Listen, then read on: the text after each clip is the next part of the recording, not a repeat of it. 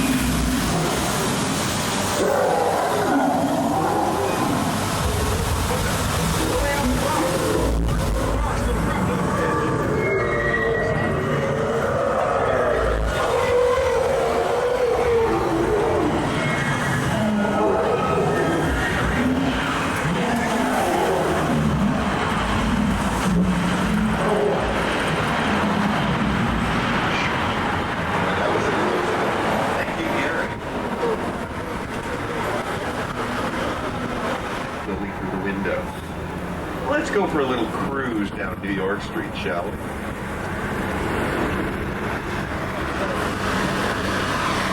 Now, to start off on my side, that brown facade was the Gotham City Police Precinct, and Warner Brothers' Batman and Robin. And WB covered that building and all of our New York Street with giant sheets of plastic to make it look like it was frozen in ice, because the villain in that movie is Mr. Freeze, played by Arnold Schwarzenegger. Schwarzenegger was here earlier last year to make the 20th Century Fox holiday film Jingle All the Way. Snow was falling and the street became Minneapolis. It became old Chicago, these facades. They look pretty old, don't they? Well, actually, they're quite new. A lot of them burned. We had a fire here in 1992. Well, they are rebuilt under the technical direction of Steven Spielberg.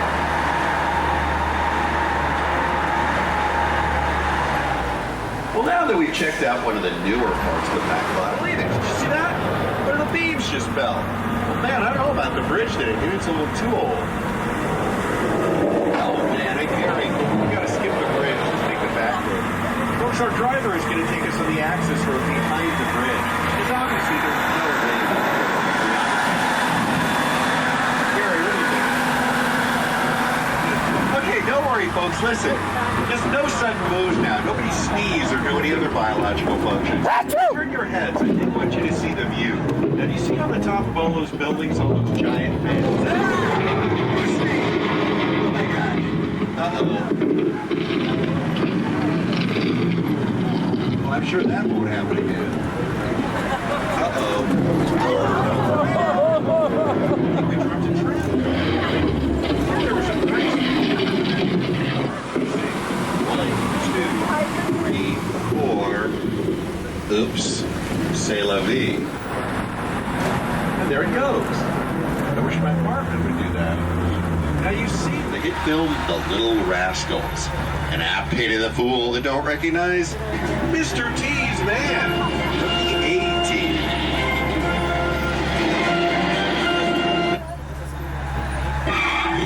Hey, Doc, We better back up. We don't have enough road to get up to 88. Roads? Where we're going, we don't need roads. Giant props from The Incredible Shrinking Woman, starring Lily Tomlin. And bringing up the rear is a futuristic submarine from the television series Sequest DSV. And it looks like we just entered Bedrock. And we're surrounded by the delightful sets and props from the hit movie The Flintstones.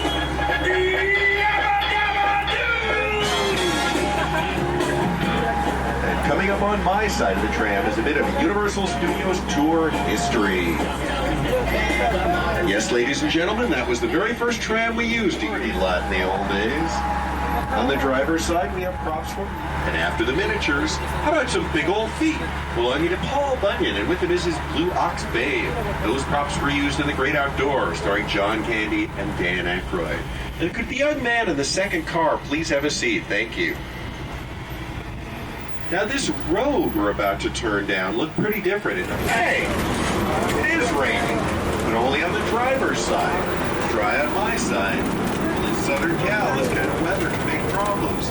Think of anything you wouldn't want to get wet off the bottom of the tram floor. Train your cameras on the top of the hill, because here comes a flash flood, oh my gosh. And folks, you can stand when the tram is not moving, or not moving.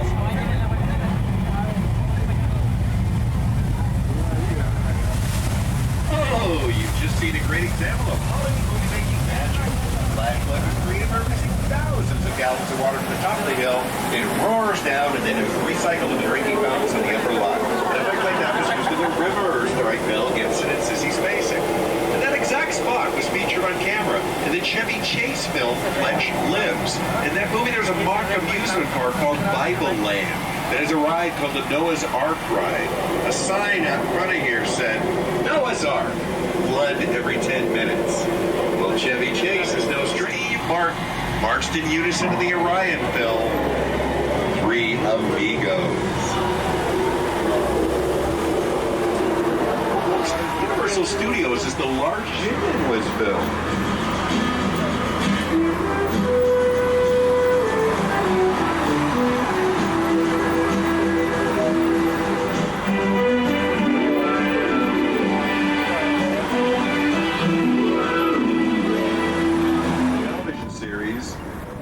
Kale's Navy. Wait a minute, here or something? Uh-oh, everybody duck! Whoa! By the way, that Timo was the one from the movie McHale's Navy.